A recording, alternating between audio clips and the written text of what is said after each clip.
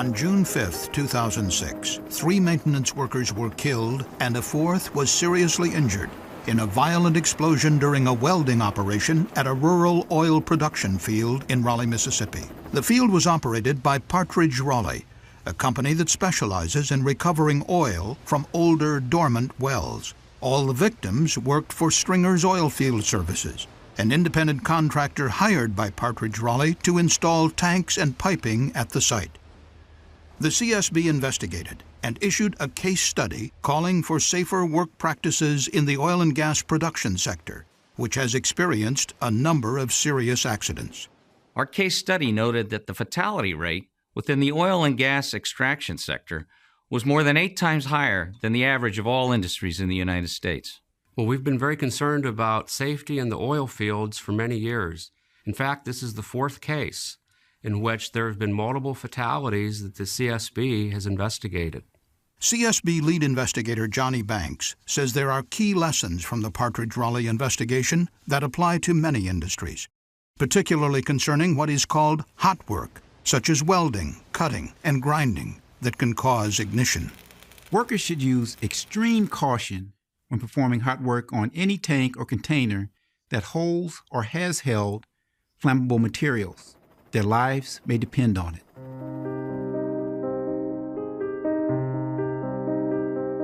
The following animation shows how unsafe work practices and a lack of training led to a tragic loss of life at the Partridge Raleigh oil field. The oil field had 4 tanks. 1 was for wastewater, 2 were storage tanks that held oil prior to sale, and a 4th larger tank, a so-called production tank, received oil from the well.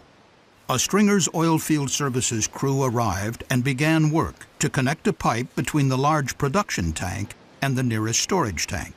To prepare for welding, contract workers removed the hatch from the large production tank to clean and air it out. They then checked for remaining flammable hydrocarbons in the tank by using an unsafe and unreliable technique, inserting a lit oxyacetylene torch to check for a flash from ignition. The big tank was in fact empty, but crude oil remained inside one of the storage tanks, warming under the morning sun. Unseen by the workers, flammable vapor from the crude oil was flowing from that tank into the other storage tank through an overflow line, and then out into the atmosphere through an uncapped 3-inch pipe. This open pipe end was just 4 feet away from where they planned to weld. In order to provide a platform for the welder, a ladder was placed horizontally between the 2 tanks. To stabilize the ladder, 2 workers stood on top of one end. A foreman observed the work from atop the production tank. The welder, who was perched on the ladder but wore a safety harness secured to the tank, began by making 2 small welds to a pipe fitting. Sparks showered from the welding process, igniting the flammable vapor that was escaping from the open pipe end. Flames flashed back through the open pipe into the storage tank, causing an explosion which blew off the tank lid and the ladder that 3 of the workers were standing on. Flames shot through the overflow pipe into the next tank, causing an even more violent explosion from the flammable hydrocarbons inside and blowing its lid off as well. The first tank lid flew a distance of 50 feet. The other traveled 750 feet through the air.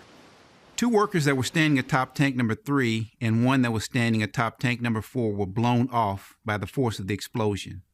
They suffered fatal injuries as a result. Only the welder, who had been wearing a safety harness, survived, but he suffered a broken hip and ankle. The CSB investigation identified several unsafe work practices that contributed to the likelihood or severity of this accident. Prior to welding, workers only tested for the presence of hydrocarbons by inserting a lit acetylene torch into the production tank. Not only is this dangerous, but it's not a good way to check for flammable vapors. The workers did not use a flammable gas detector to test for vapor, which could have warned them that dangerous vapor was flowing out of the open pipe near where they planned to perform welding. Another unsafe practice was not capping the open pipe, especially important since all the tanks were interconnected and one contained a significant amount of crude oil. This case is a reminder that we need to look at hazards in the area around where we're working, that equipment that may be nearby that isn't directly involved in the job that you're doing, such as welding, can have deadly consequences if you don't address the hazards. The CSB report also noted that the use of a makeshift work platform, the ladder braced by workers standing on top of the storage tank, unnecessarily put these two men in harm's way. They died when they fell from the exploding tank. The American Petroleum Institute, the National Fire Protection Association, and other organizations provide guidelines for safely performing hot work.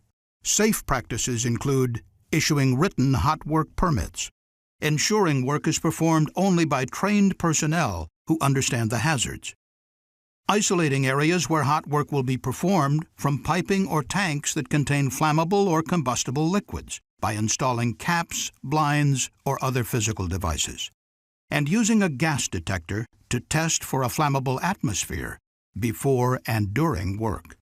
Oilfield work can be extremely hazardous, and that's why training and procedures to do jobs such as hot work and welding are absolutely essential to avoid tragedies like the one in Mississippi. The CSB found that neither Partridge Raleigh nor its contractor, Stringer's Oilfield Services, followed OSHA requirements for burning and welding operations. The accident could have been prevented if these OSHA regulations had been followed.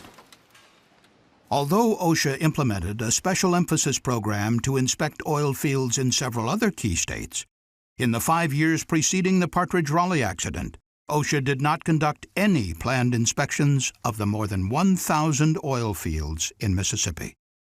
Based on the findings of the investigation, the CSB issued several recommendations. In addition to specific recommendations to Partridge Raleigh and Stringer's, the CSB recommended OSHA's area office in Mississippi implement a local emphasis program to inspect oil and gas production companies. And the CSB recommended that the Mississippi State Oil and Gas Board, a regulatory agency, establish a program to identify and report unsafe oil field conditions to OSHA. Accidents like this need not take place if companies follow regulations and safe work practices. For more information on the Partridge Raleigh accident, please visit our website at csb.gov.